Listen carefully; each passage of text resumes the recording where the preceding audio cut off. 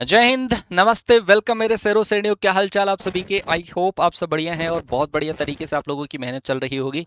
अभी हमारा एयरफोर्स का जो एग्ज़ाम है वो खैर आने वाला है। एयरफोर्स का एग्ज़ाम 30 और 31 मार्च को है और इसी के बीच में एक बहुत बड़ी खुशखबरी उन बच्चों के लिए है जो नेवी लवर्स हैं। नेवी लवर्स हैं या फिर कोई बच्चा फौजी बनना चाहता है, पानी वाला फौजी बनना चाहता है, कोई स्काई वॉरियर बनना चाहता है।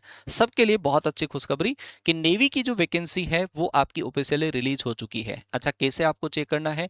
आप जब जाओगे joinindiannavy.gov.in इस साइट के ऊपर आप जब लॉगिन करोगे तो वहां पर आपको एक स्क्रोलिंग बार के ऊपर दिखेगा application window for Agniveer SSR MR and medical assistant. ठीक है, एसएसआर जो परमानेंट वैकेंसी होती है, कोई बच्चा जो पीसीबी से जिसने 12th किया ना उस बच्चों के लिए परमानेंट वैकेंसी भी है इसके अंदर।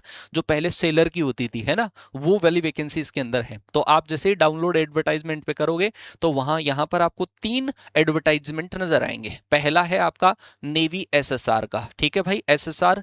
अब नेवी ने पिछली बार क्या किया था, एक बार में ही 3 एग्जाम का रिटर्न ले लिया था। पहला एक रिटर्न लिया फॉर्मेलिटी टाइप का, उसमें जो पास होगा उसका 01/02/2025 में। फिर जो उसमें फेल हो गए और जो बाकी पहले बचे थे उसका 01/2026 में। फिर 02/2026, 02/2026 वालों का अभी फाइनल हुआ ही नहीं है, उन बच्चों की शॉर्ट लिस्टिंग भी नहीं हुई है, उनका फाइनल एग्जाम होना बाकी है। और उससे पहले ही आप लोगों के लिए वैकेंसी आ चुकी है 01/2027 बैच की। क्या क्या चीजें इसके अंदर होगी? सबसे पहली बात अगर मैं करूं एजुकेशनल क्वालिफिकेशन की, तो एजुकेशनल क्वालिफिकेशन एसएसआर की अगर मैं बात करता हूं तो बता रहा हूं भाई, आपका अगर पीसीएम है 12th क्लास में, अगर आपका पीसीएम है, 10th आपका 50% एग्रीगेट अगर है इंडिविजुअल सब्जेक्ट में, जैसे एयरफोर्स में मानते हैं ना इंग्लिश, इसमें नहीं होता है, 50% मार्क्स आपका होना चाहिए। 3 साल का डिप्लोमा अगर आपके पास है तो भी आप बढ़ सकते हो, 50% मार्क्स होना चाहिए। 2 साल का vocational course, non vocational course अगर आपने कर रखा है, फिजिक्स एंड मैथ से कर रखा है, तो भी आप फॉर्म भर सकते हो। एज क्राइटेरिया की बात करूं तो 01/2027 बैच के लिए 01/2004, आप सोचो 1 साल का एज रिलैक्सेशन इसके अंदर भी दे दिया गया है। 1 दिसंबर 2004 से 31 मई 2009 के बीच में अगर आपकी डीओबी है, और अगर आप ये वाली डेट को भी अगर वे हो, क्योंकि ये उन बच्चों को फायदा है जो बनना फौजी जाते हैं, जो एयरफोर्स के अंदर मतलब अवरेज हो गए थे, और एयरफोर्स ने भी वापस एप्लीकेशन इनवाइट करे हैं, फॉर्म वापस रिलीज करे हैं उन बच्चों के लिए जो बच्चे 1 साल का एज रिलैक्सेशन देकर, तो वो 1 साल का एज रिलैक्सेशन इसके अंदर ऑलरेडी मेंशन कर दिया गया है, अदरवाइज ये 2005 होता है ना। अच्छा, 2027 बैच वाला जो बच्चा है उसकी डीओबी 1 मई 2005 से 31 अक्टूबर 2009। अब जैसे मान लो कोई बच्चा जो है वो आपका 1 जून 2009 को हुआ है, एक जिसका डीओबी 1 जून 2009 है, वो जो बच्चा है ना, वो एग्जाम तो ये लग जाएगा उस बच्चे का, लेकिन वो एलिजिबल होगा दूसरे इनटेक के लिए, है ना, ये वाला। तो ये आपका डीओबी दे रखा है, candidates born between 1 December 2004 31 October 2009 are eligible. अगर आपकी डीओबी इन दोनों के बीच में है तो आप फॉर्म फिल कर सकते हो। अगर आपकी डीओबी 1/2004 से 31 मई 2009 के बीच में है तो पहले इनटेक के लिए बुलाया जाएगा आपको।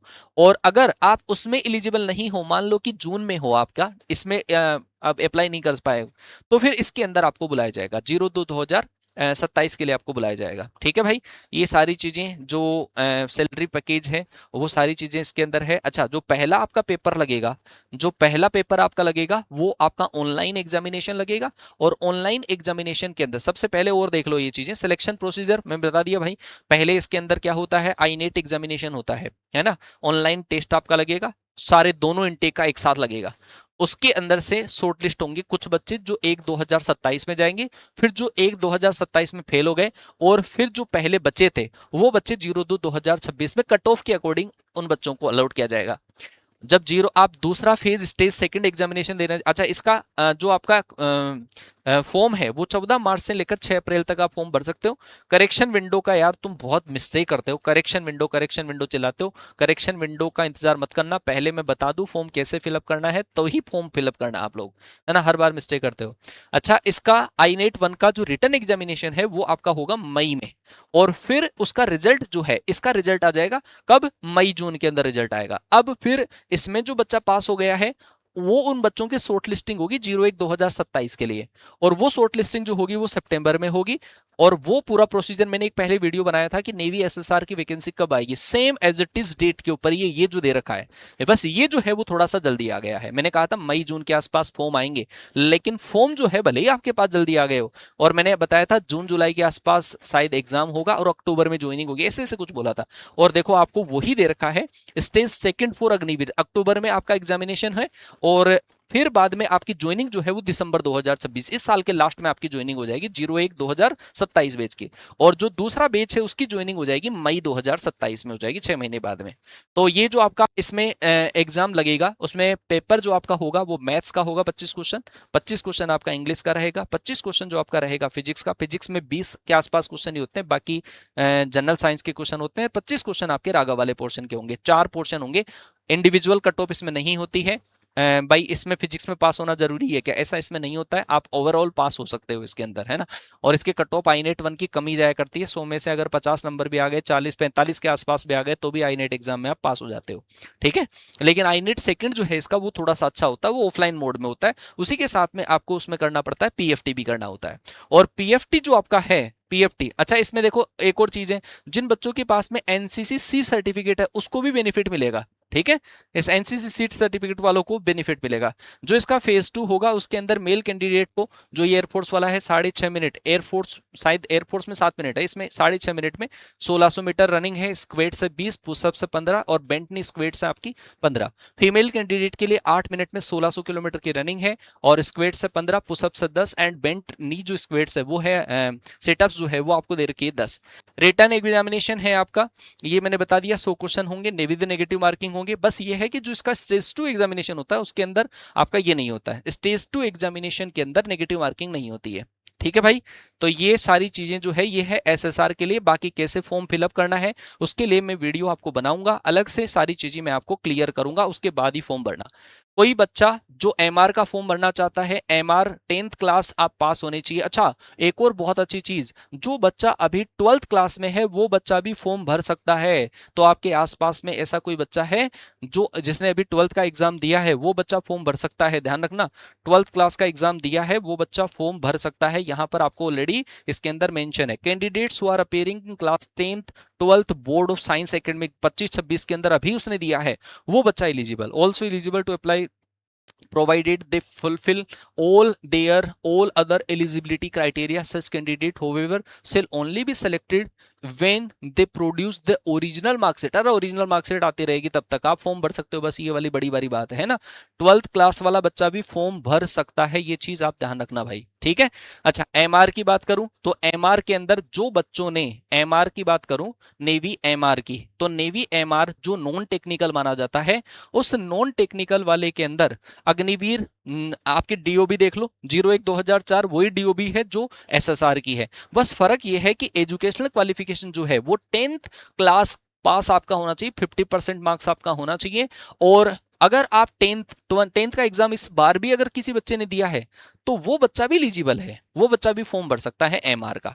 ये नॉन टेक्निकल होता है, पूरा का पूरा प्रोसीजर आपका एसएसआर के साथ ही चलेगा। SSR MR, MR non technical है, एसएसआर टेक्निकल है, बस और कोई इसमें ज्यादा फर्क नहीं है ना। और सैलरी वगैरह भी शायद आपकी पूरी सेम ही रहती है, पूरी सारी चीजें जो है वो आपकी सेम रहती है। एक इसमें परमानेंट वैकेंसी हो रहा है, जैसे एयरफोर्स में आपने देखा होगा मेडिकल असिस्टेंट होता है ना, तो वो इसके अंदर परमानेंट वैकेंसी है। और परमानेंट वैकेंसी जैसे पहले होता था एज ए सेलर एंट्री होती थी मेडिकल ब्रांच में, तो वो सेलर एंट्री है मेडिकल ब्रांच के अंदर है वो आपकी। अच्छा ये जो वैकेंसी है ना वो 02/2027 बैच के लिए ही है, 01/2027 में इसकी वैकेंसी नहीं है। एसएसआर मेडिकल में 02/2027 बैच के लिए ही है, ध्यान रखना 01/2027 बैच के लिए नहीं है। अच्छा इसके अगर क्वालिफिकेशन की बात करूं तो जिन बच्चों के 12th क्लास में बायोलॉजी है, फिजिक्स केमिस्ट्री बायो 50% मार्क्स आपका होना चाहिए, marks in aggregate 40% her subject में आपका मार्क्स होना चाहिए, 40% हर सब्जेक्ट में होना चाहिए। और फिजिक्स केमिस्ट्री बायो से आपका एग्रीगेट 40% मार्क्स आपका होना चाहिए, ठीक है। तो आप फॉर्म फिल कर सकते हो। बायो वाले बच्चों के लिए बहुत खुशखबरी है। अगर कोई बच्चा सोचे कि सर 02/2027 बैच ये तो बहुत लेट है तो हम क्या करें भाई, इसका एग्जाम तो अभी लगेगा। आप सोचो कि बाद में वैकेंसी आ जाए फिर हम इसका एग्जाम दे लें, तो नहीं होगा। आईनेट एग्जामिनेशन अभी आपको पास करना पड़ेगा, आईनेट 1 पास करना पड़ेगा, फिर आपका जो फाइनल प्रोसीजर होगा उसमें आईनेट 2 आपका लगेगा। ठीक है। एज क्राइटेरिया 1/2005 से 31 अक्टूबर 2009 के बीच में है तो बच्चा फॉर्म भर सकता है।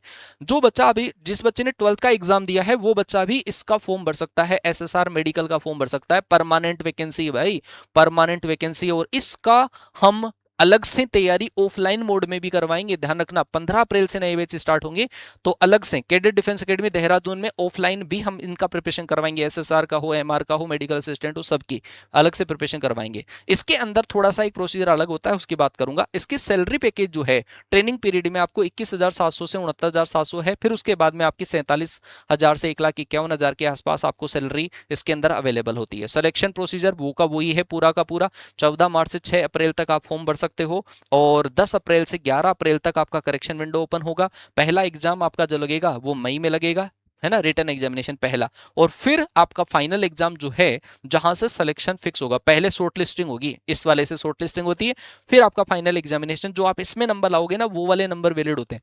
सारे तीनों एग्जाम में आईनेट 1 का केवल और केवल पासिंग है। आईनेट 1 का एग्जाम कहीं के मार्क्स कहीं जुड़ते नहीं है, केवल वहां से शॉर्ट लिस्टिंग होगी आपकी। और दूसरा जो स्टेज सेकंड आप दोगे मेडिकल असिस्टेंट, उसके जो नंबर है उसके अकॉर्डिंग आपकी मेरिट बनेगी। तो ये आपका लगेगा फरवरी के अंदर 2027 में। हालांकि 1 साल का टाइम है, 1 साल में तो भाई साहब परमानेंट वैकेंसी के लिए तो जी जान लगा दी जाती है। ठीक है भाई। अच्छा, तो ये सारी चीजें मैंने बता दी है आपको। अच्छा, इसके अंदर जो आपका पेपर लगेगा उसमें 100 क्वेश्चन होंगे, हिंदी इंग्लिश के अंदर पेपर होगा। The question paper will comprise 4 segment, English, science, bio and general awareness. इसमें सबसे बड़ा पंगा होता है बायो का, और बायो बहुत अच्छी आती है, इसमें फिजिक्स नहीं आती। साइंस जो है ना, जो फिजिक्स है वो साइंस के अंदर काउंट होती है, इसमें मैथ्स नहीं आती है। ध्यान रखना, बायो का अलग से पेपर लगेगा और जो रागा वाला सेक्शन है जो एसएसआर वाला ही लगेगा। जो बच्चा बायो का बच्चा है उस बच्चे के लिए, जिस बच्चे ने अभी 12th का एग्जाम दिया है, गोल्डन अपॉर्चुनिटी है भाई, क्योंकि बायो भी आपने बहुत अच्छे से पढ़ रखी है, साइंस भी आपको आती है, इंग्लिश आपको पढ़नी है, और रागा वाला पोर्शन हम आपको तैयार करवा के देंगे, है ना। तो ये सारी चीजें आप लोगों के लिए है। एग्जामिनेशन का फी 550 प्लस आपको जीएसटी है। और फिर आप फेज सेकंड जब देने जाओगे उसके अंदर आपका 6.5 मिनट में 1600 किलोमीटर की रनिंग है, 20 आपकी स्क्वेट्स है, 15 पुशअप्स है, बेंट नी सिटअप्स है 15। और भाई एक चीज बता दूं, ये मेल कैंडिडेट के लिए, ये फीमेल कैंडिडेट के लिए नहीं है, ठीक है ना, ओनली मेल कैंडिडेट के लिए। Invites online application form unmarried male candidate के लिए। इसमें फीमेल कैंडिडेट परमानेंट वैकेंसी के अंदर फॉर्म फिलअप नहीं कर सकती। अब इसके लिए फॉर्म कैसे भरना है ना। आप इस चैनल के ऊपर नए हैं तो आप इस चैनल को सब्सक्राइब करके रखें, क्योंकि यहाँ पर आपको ऐसी सारी चीजों की इंफॉर्मेशन है बिल्कुल सटीक, वो सबसे पहले मिलती है।